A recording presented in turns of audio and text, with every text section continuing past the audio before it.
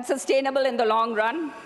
Our government has taken a multi-pronged strategy and not just done merely quick fix solutions like the erstwhile Congress government always did.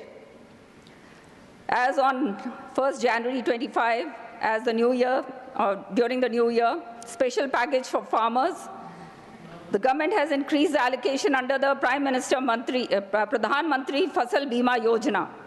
This brought a lot of cheer on a desolate winter morning to the faces of the farmers. The restructured weather-based crop insurance scheme to rupees 69,515 crore for the period 21-22 to 25-26 has also been done.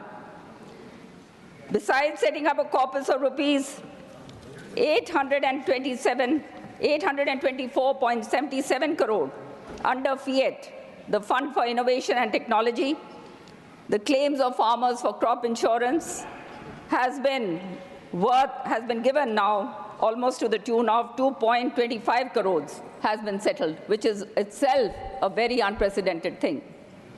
The government launched PM Kisan Yojana, wherein an amount of rupees 6,000 per annum goes directly into the accounts of farmers having small holdings.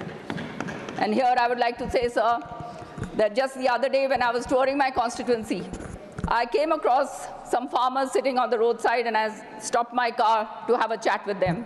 And I asked them, I said, "Bhai ke haal?" Now I will speak in the colloquial language. I said, "Bhai ke haal se? Ke chal raha se?" So they replied, one of the farmers, the old man replied, "Bhai ji, sab theek chal raha se. Ping aa gaya hamare mobile pe aur Modi ne pisa ghal diya." So this is what is happening at the grassroots. The people are happy. The farmers are getting money into their accounts directly, and there are no intermediaries. So this is a very big thing that our government has done, sir. And this through one of the biggest DBT schemes in the world, launched in 2019, an amount of 3 नाम मैं नहीं लूँगी क्योंकि parliamentary उसके अंदर नहीं आता, लेकिन मैं ज़रूर कहना चाहूँगी कि जिस तरह की शब्दावली उन्होंने यूज़ करी इस बार, वो सचमुच में बहुत ही निंदनीय है. Water terrorism, genocide, poison in Yamuna being supplied to Delhi, and equating it with the falling of bombs in Hiroshima and Nagasaki. मेरे को लगता है कि वो अपना पूरी तरह से विवेक जो है वो खो चुके हैं, तभी इस तरह की बातें जो हैं वो करते हैं.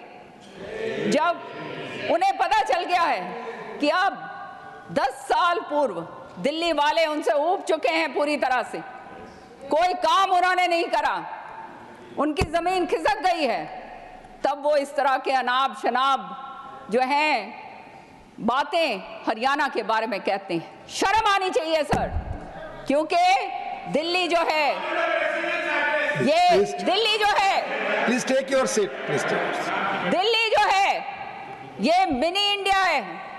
पूरे हिंदुस्तान से लोग यहाँ आते हैं, यहाँ पे अपने व्यवसाय करने के लिए आते हैं, रोजी रोटी कमाने के लिए आते हैं.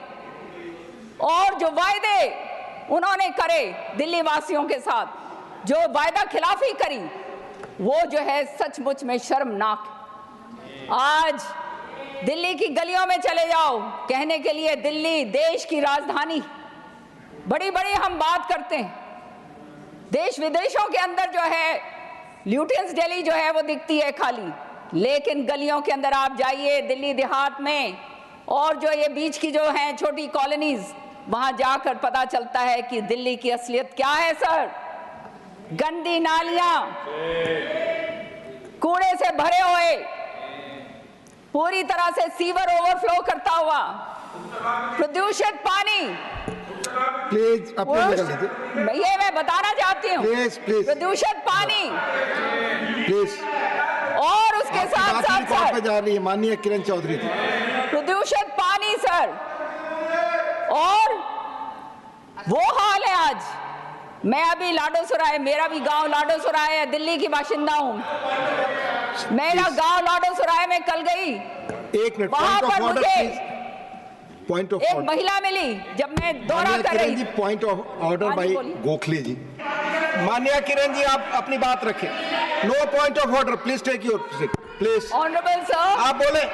मान्या किरण जी, आप ऑनरेबल सर, आपकी बात ही रिकॉर्ड पे जाएगी, आप बोले। इनको भी जाकर देखना चाहिए Please. सर, ये भी जाके देखें कि क्या हाल है दिल्ली का। आप इसे शर्म से आंख नीचे हो जाएगी।